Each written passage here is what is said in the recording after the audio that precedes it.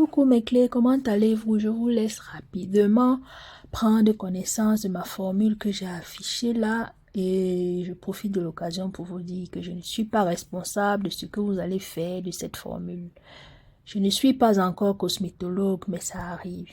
Donc, faites gaffe à ce que vous faites à la maison là-bas, je ne suis pas responsable. Donc, je commence souvent par classer mes différents ingrédients par rapport à ce que je vais faire. Donc, il y a souvent la phase huileuse, la phase aqueuse et ensuite il y a la dernière phase après avoir obtenu mon mélange, donc après mon émulsion ou après mon mélange tout simplement. Donc la phase après c'est souvent le conservateur, colorant, les vitamines et là je vous montre ma balance. Donc là on va commencer par choisir les récipients que je vais utiliser. Là, ma formule est sur 100%, donc j'ai fait un truc, si vous comptez, c'est 99 parce que parfois, il y a souvent des débordements lorsque je mesure, donc ma formule est sur 99%.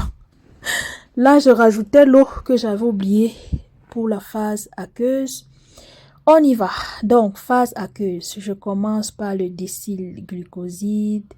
Donc, le décylglucoside qui est un tensioactif, un agent moussant et un nettoyant aussi pour mon shampoing. Ensuite, je vais mesurer le cocamidopropylbétaïne qui est un agent nettoyant aussi.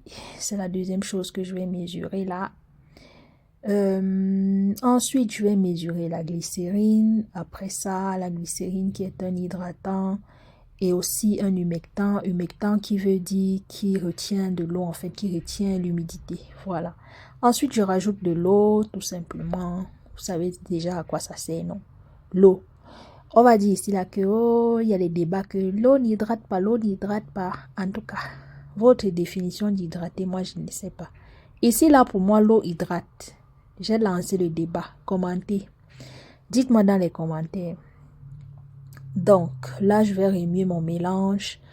Je remue mon mélange. Donc là, c'est ma phase aqueuse. Hein. Je remue délicatement. On va pas trop faire... Comme il y a des agents moussants et nettoyants, on va pas trop faire la mousse là. Et là, je vais passer à la mesure de mes huiles, donc la phase huileuse. Et je vais commencer par le méthosulfate de bentrimonium, qui est un émulsifiant et démêlant aussi. Je l'utilise beaucoup dans mes masques et ma crème capillaire. Non, surtout dans mon masque capillaire. Il n'est pas assez dosé dans ma crème capillaire, mais surtout dans mon masque capillaire. Ensuite, j'ai rajouté l'alcool cétylique qui est aussi un co-émulsifiant et qui a aussi des propriétés émollientes.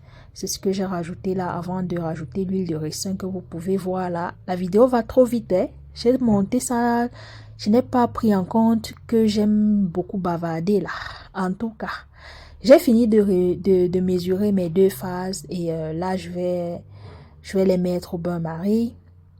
Bain-marie et je vais mettre le feu à 5, donc à feu doux. Hein. On y va doucement, doucement. Parfois, je suis souvent très impatiente. Au lieu d'attendre que tout fonde, je vais forcer la fonte de mes huiles. Donc, je vais souvent remuer avec une cuillère que mon frère. Fond vite. Fond vite, je suis fatiguée. Donc là, j'ai obtenu ce que je voulais. Ici, il faut savoir que ma température est souvent environ 77, on va dire 77 ou 77 pour les Français qui regardent, degrés Celsius. Donc là, je vais rajouter ma phase aqueuse à ma phase huileuse tout en remuant. Là, je ne vais pas utiliser mon batteur comme je le fais souvent pour mes masques et je ne vais pas utiliser non plus pour comme je le fais souvent pour mes masques et pour ma crème capillaire. Donc là, je vais juste remuer comme ça. Et on remue, on remue, on remue. Ensuite, je vais prendre mon fouet là, mais je vais le faire à la main. Donc, je vais le faire à la main. Je ne sais pas encore quel instrument je vais utiliser quand je vais produire ce shampoing ou commercialiser. Parce que pour mes masques et tout, et ma crème, c'est facile. Mais là, j'ai du mal à trouver l'instrument qui va pouvoir remuer ça comme je le remue à la main là. Enfin, bref. Je racontais un peu ma vie. Donc là, je remue, je remue. La consistance, elle est encore un peu liquide. Et Je vais laisser reposer. Quand je laisse reposer, ça s'épaissit, le mélange s'épaissit. Donc là, je vais couvrir et je vais laisser reposer. Et je profite aussi souvent pour prendre la température. Bon, au début, lorsque je viens de faire le mélange, ça ne sert pas souvent à grand chose de prendre la température parce que la température augmente, mais je le fais souvent.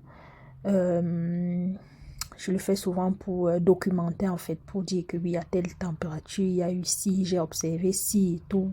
Vous voyez un peu ce que je vais dire. Donc là, j'ai laissé un peu reposer. Vous voyez comment mon mélange a commencé à s'épaissir, non? Voilà, c'est trop bien, c'est trop bien. J'aime souvent ça.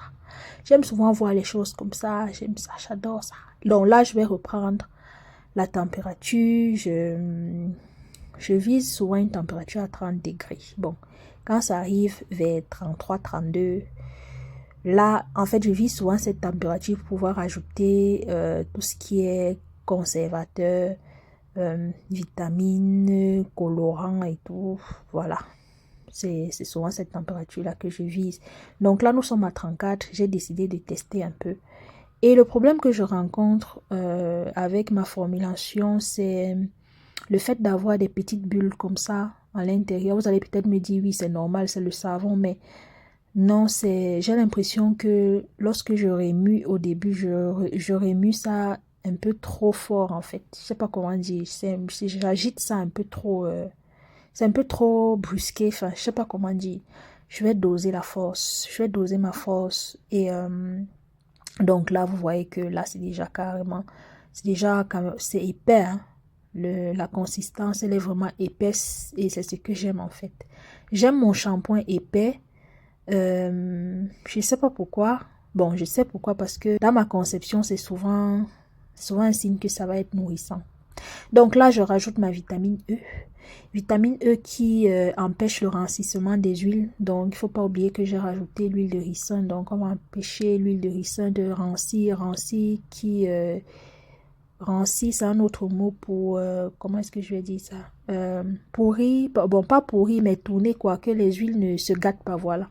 Que mon huile de ricin ne se gâte pas dans ma formulation. Ensuite, je vais rajouter la vitamine B5. La vitamine B5 qui est un agent hydratant aussi, qui a des propriétés aussi hydratantes. Ensuite, là, c'est le conservateur. Le conservateur pour empêcher les bactéries de proliférer dans mon mélange. Donc, il ne faut pas oublier que j'ai utilisé de l'eau. Et les bactéries ont souvent tendance à proliférer. Pas tendance, ils prolifèrent tout le temps dans de l'eau. Et là, j'ai rajouté le colorant, mais je vous ai pas mis le colorant dans ma formule parce que là, à cette étape-ci, ça ne me sert pas encore à grand chose de documenter ou de mettre une formule, de mettre un chiffre ou je sais pas comment dire, un pourcentage par rapport à mon colorant parce que là, je teste encore, c'est pas encore un truc définitif. Je ne suis pas encore dans la phase de validation de ma formule pour, comment dire, pour rajouter le pourcentage colorant. Donc, mon pourcentage de colorant, ça varie souvent entre 0,5 et 0,15. Voilà, comme ça, vous le savez. Là, je vous montre rapidement mes bandelettes pour tester le pH. Ici, je ne l'ai pas fait, je n'ai pas testé le pH, mais il faut savoir que moi, pour mes produits capillaires, mon pH va souvent de 4 à 5,5 pour le pH. Donc, un pH quand même acide. Là, faut pas oublier que là, c'est un shampoing. Lorsque je formule souvent le shampoing, le pH est souvent élevé. Il est souvent à, on va dire, 9. Donc, il faut souvent que je rajoute l'acide citrique. Je rajoute un peu, je dose, je rajoute et je reteste le pH, je rajoute, ainsi de suite, jusqu'à ce que j'ai le pH souhaité, en fait. Mais là, je ne l'ai pas fait pour les mêmes raisons que je vous ai citées tout à l'heure. Je suis encore au début. Donc là, je recherche d'abord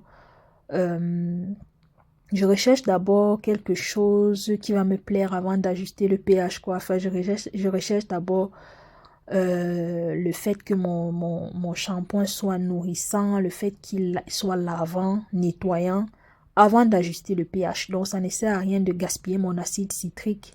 Les ingrédients coûtent cher, ça coûte cher. Donc, comme vous l'avez constaté, je ne vais pas le mettre sur mes cheveux. Là, je teste d'abord sur mes mains. Je vais pas faire les erreurs de débutante que je faisais au début. Lorsque je finis de faire une formule, je mets sur mes cheveux, après je pleure après. Donc là, je testais mon shampoing. Je suis quand même assez satisfaite. Il est très nourrissant, mon shampoing. Vous pouvez le voir qu'il est très nourrissant.